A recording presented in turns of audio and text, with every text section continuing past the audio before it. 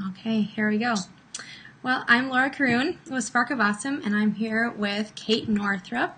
She is an awesome entrepreneur and the author of Money, a Love Story. Kate's going to be coming out to Fargo next week, Saturday, January 18th, to be sharing a little bit with us. So I've asked her to talk with us today and just kind of give us a little bit of a glimpse of what that's going to look like. So welcome, Kate. Thank you for being here. Thanks for having me. I'm excited to come out to Fargo next week. It should be a good experience. Yeah. So I guess I'm wondering, first of all, what inspired you to write this book?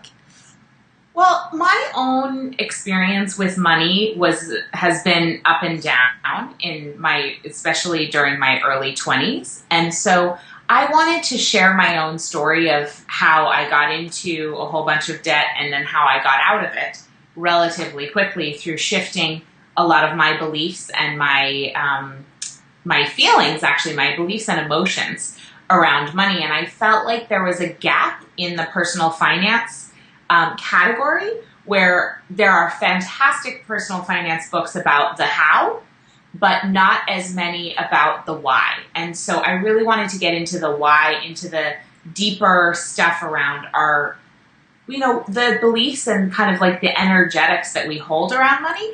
And I have worked with so many other, primarily women, but also men, who have noticed that when they shift those beliefs and when they shift what's going on below the surface, then their reality shifts as a result. But not the other way around. And so that's why I wrote the book. Awesome. So, Kate, what do you think is one of the biggest hurdles that people have to getting a healthy relationship with money? I think one of the biggest hurdles that people have is their programming that they've had from their parents or from their childhood, and then also from the culture. We're fed so many mixed messages about money. You know, some people have a religious upbringing that talks about that money is the root of all evil, but the quote is actually that the love of money is the root of all evil.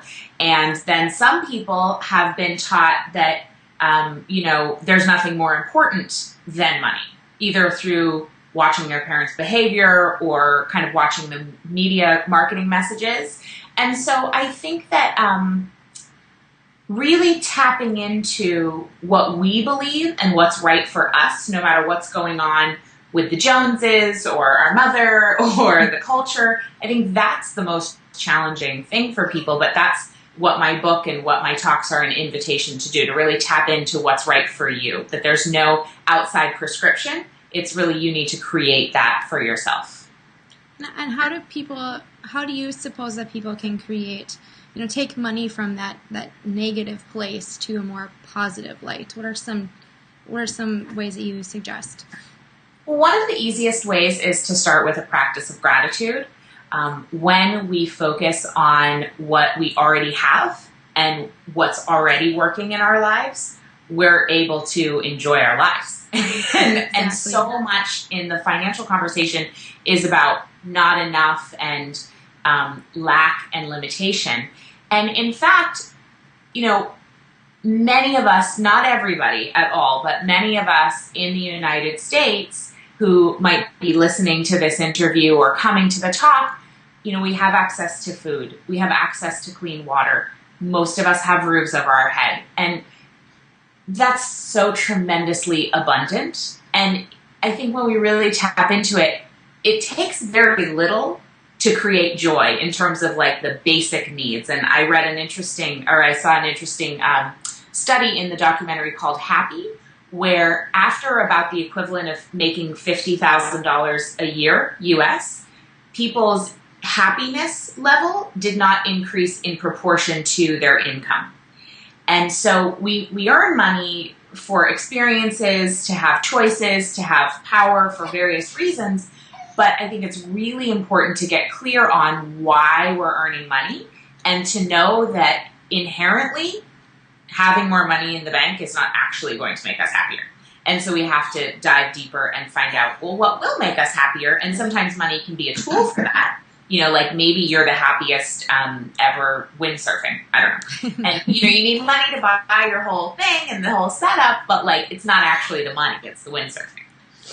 One of your philosophies that I think is so, I don't know, it really hit home with me is when you say, if you create financial freedom for yourself, then you can be truly present to your purpose on the planet.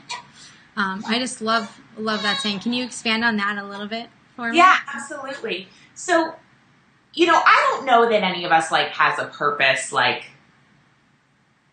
think this whole thing about searching for our purpose is a little bit of a waste of time, but maybe we can talk about that next weekend.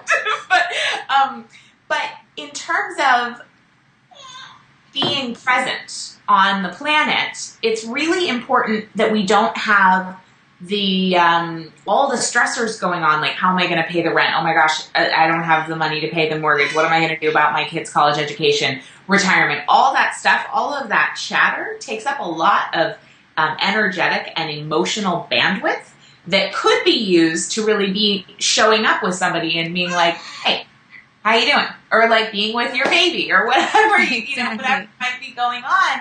When we have tons of stress, we're not able to be as present. And I think that our purpose is largely just to show up for whatever might be happening at any time. You can hear her in the background. Hi. I love that. And for me, that was really the most important reason to bring you to Fargo and to share this with people, is because I really think that when we can have that financial freedom for ourselves, and we really are open to be generous with our time and with our resources and to help others. Yes. And that's really exciting.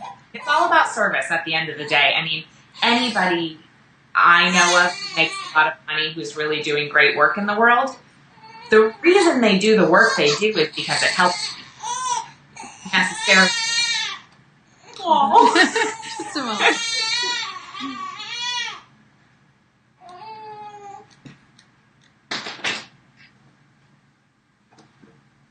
There she is. She is. Hi. What's her name? This is Olivia. Hi, Olivia. So cute. Hi. Thank you.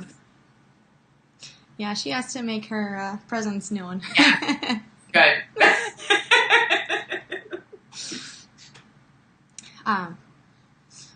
Well, thank you so much, Kate, for sharing a little bit about what we're going to be talking about next week. I'm really excited to have you here.